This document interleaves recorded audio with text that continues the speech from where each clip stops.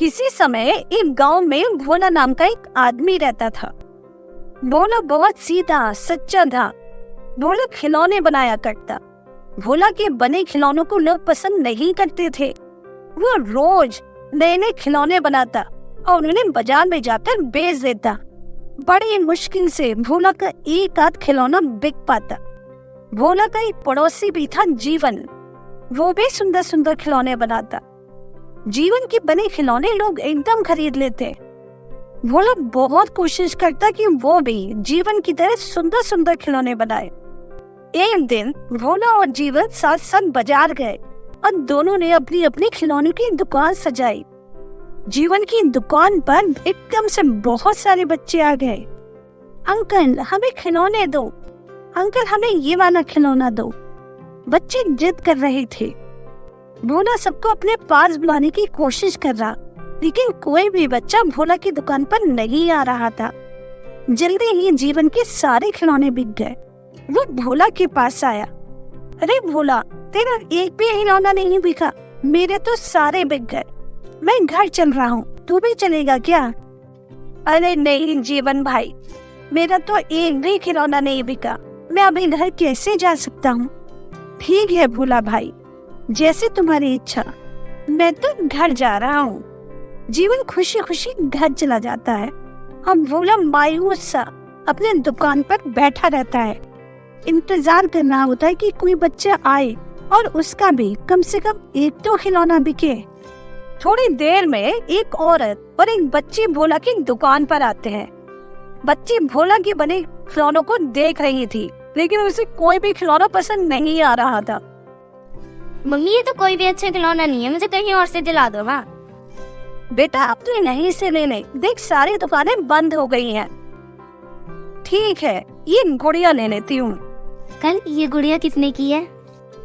ये गुड़िया 20 रुपए की है। वैसे भी अब घर जाने का समय हो गया है, शाम हो गई है। तुम चाहो तो 1 आध रुपए कम दे सकती हो। नहीं अंकल, आपके खिलौने तो वैसे भी अच्छे नहीं है, हम इस गुड़िया के बस 10 ही रुपए देंगे। तभी तो कह रहा हूँ कि चलो तुम्हें ये 20 रुपए की गुड़िया के 15 रुपए दे दो, लेकिन इससे कम में मैं ये गुड़िया नहीं दे सकता। नहीं भैया, हम इस खिलौने के 10 रुपए देंगे।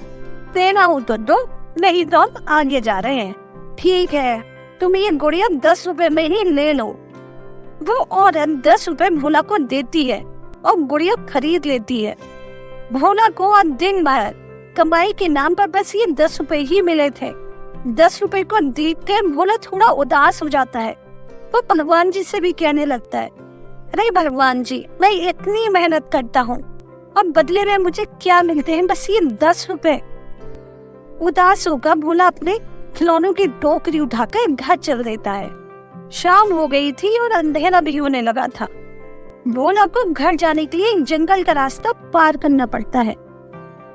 वो जंगल के रास्ते अपने घर जा रहा था और सोच रहा था कि आज 10 रुपए से उसका पेट कैसे भरेगा। अगर रोज ऐसे ही चलेगा तो वो कैसे अपना गुजारा करेगा? वो उदास मन से सोचता हुआ अपने घर की तरफ जा रहा था।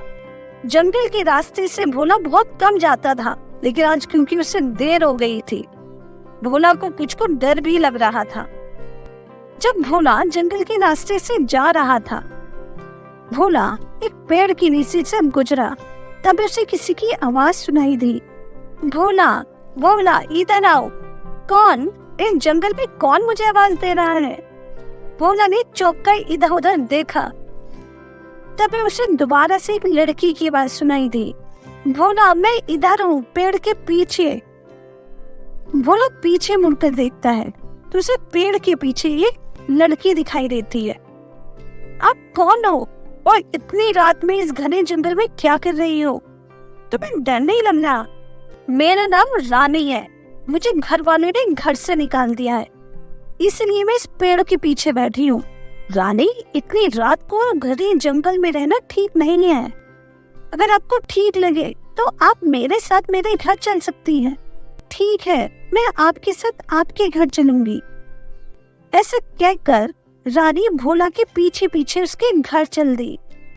भोला को पता ही नहीं था कि वो जिसे अपने साथ लेके जा रहा है वो दरअसल एक चुड़ैल है। कुछ समय बाद भोला रानी को लेकर अपने घर चला गया। भोला रानी को अपनी छोटी सी कुटिया दिखाते हुए कहता है, देखो रानी, मैं इस छोटी सी कुटिया में रहता हूँ। मेरी इस छोटी सी कुटिया में आप जहाँ चाहे रह सकते हो। इस घर में ज्यादा कुछ नहीं है। मैं तो आपको पेट भर खाना भी नहीं खिला सकता। बड़े मुश्किल से मेरी आज एक गुड़िया बिकी है और उसकी वजह से 10 रुपए मिले हैं। उन 10 रुपए से मैंने ये चने खरीदे हैं। चलो आधे आप खा लो, आधे मैं खा लेता हूँ। ऐसे कहकर भोला रानी को आधे चने दे देता है। रानी और भोला मिलकर चने खाने लगते हैं। थोड़ी देर बाद रानी और भोला सो जाते हैं। आधी रात को रानी उठती है और अपने असली चुड़ैल के रूप में आ जाती है। रानी देखती है कि घर में रसोई में खाने का कुछ भी नहीं है। रानी अपने जादू से डब्बों में खाने का सामान भर देती है। फिर वो घर में इधर उधर देखती है तो उसे एक कोने में खिलौने बनाने का कुछ सामान दिखता है। उस सामान से रानी सुंदर सुंदर खिलौने बनाने लगती है। खिलौने बनाने के बाद रानी सो जाती है। सुबह भोला से उठने से पहले रानी उठ जाती है, घर को साफ करती है, भोला के लिए नाश्ता बनाती है।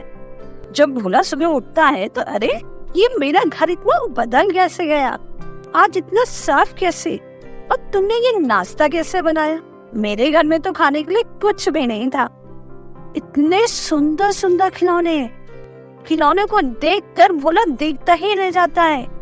अरे, तुमने इतने सुंदर खिलौने कैसे बनाए? भोला जी, मेरे घर में भी मेरे पापा सुंदर सुंदर खिलौने बनाते हैं, उनसे ही मैंने खिलौने बनाने सीखे हैं।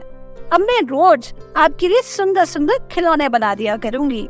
आप इन्हें लेके बाजार जाओ, आज आपके खिलौने जरूर बिकेंगे।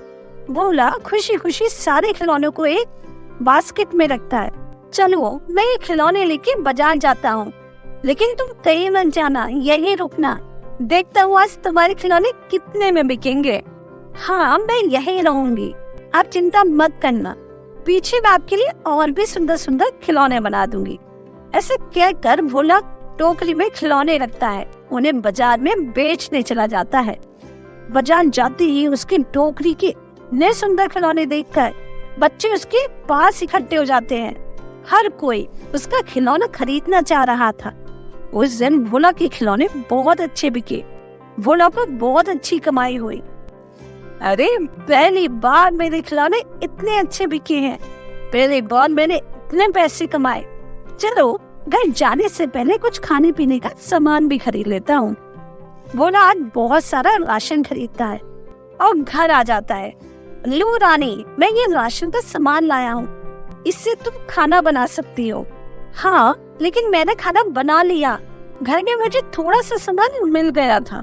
इसे सामान कैसे मिल गया? घर में तो राशन था ही नहीं। चलो, कोई बात नहीं। भोला सोचने लगता है कि घर पर तो खाने का कुछ भी नहीं था। अच्छा, अब आप हाथ धो लो, साथ मिलके खाना खाएंगे। भोला और रानी साथ खाना खाते हैं। रानी ने बहुत अच्छा खाना बनाया था। भोला रानी की खाने की बहुत तारीफ करता है। खाना खाने के बाद दोनों सो जाते हैं। रात को फिर रानी अपने असली चुड़ैल के रूप में आ जाती है और भोला के लिए सुंदर सुंदर खिलौने बना के रख देती है। अगले दिन भोला उस सुंदर खिलौनों को लेकर बाजार जाता है और उसके सारे खिलौने तुरंत ही बिक जाते हैं। उसका पड़ोसी जीवन जब ये देखता है तो उसे बड़ा बुरा लगता है। भोला के सुंदर सुंदर खिलौने की वजह से जीवन के खिलौने अब नहीं बिक रहे थे। कोई भी बच्चा जीवन के खिलौने की दुकान पर आ ही नहीं रहा था। जीवन को बहुत बुरा लग रहा था। अरे, अचानक से इसे इतने सुंदर खिलौने बनाने कैसे आ गए? पहले तो कितने गंदे गंदे खिलौने बनाता था। जरूर दाल में कुछ काला है।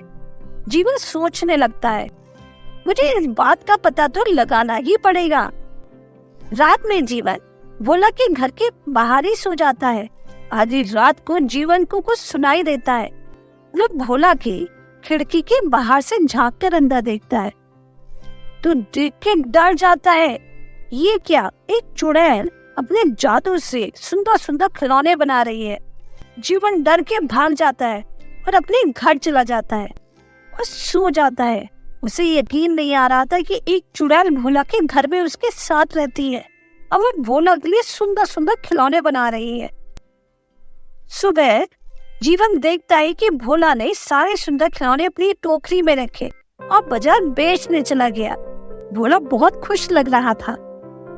भोला के जाने के बाद जीवन सारे गांव वालों को इकट्ठा करता है, सरपंच के पास जाते हैं, उन्हें सारी बात बता देते हैं। सरपंच और सारे गांव वाले मिलके शाम को भोला के घर जाते हैं और भोला से कहते हैं, अरे भोला, ये जो तुम्हारे घर में रानी है, तुम्हें पता नहीं है ये चुड़ैल है। तुमने अपने घर में चुड़ैल को रखा है, ये सारे गांव वालों को नुकसान पहुंचा सकती है। ये सब सुनकर भोला सोच में पड़ जाता है, अरे रानी तो बहुत अच्छी है, ये चुड़ैल कैसे हो सकती है। तभी रानी रोने लगती है, हाँ, मेरे ऊपर एक चुड़ैल का साया है। जिस दिन मेरी शादी होगी वो चुड़ैल मेरा शरीर छोड़ देगी और मैं उस चुड़ैल से आजाद हो जाऊंगी। ये सुनकर गांव वाले और सरपंच भोला से पूछते हैं, भोला, क्या तुम रानी से विवाह करोगे? भोला हाँ कर देता है। तब सारे गांव वाले मिलकर, सरपंच मिलकर भोला का विवाह उस रानी से कर देते हैं और रानी उस चुड़ैल के साए से मुक्त हो जाती है। अब रोज रानी भोला के लिए सुंदर खिलौने बनाती और भोला उन्हें जाके बाजार में बेच देता। अब भोला और रानी खुशी खुशी रहने लगते हैं।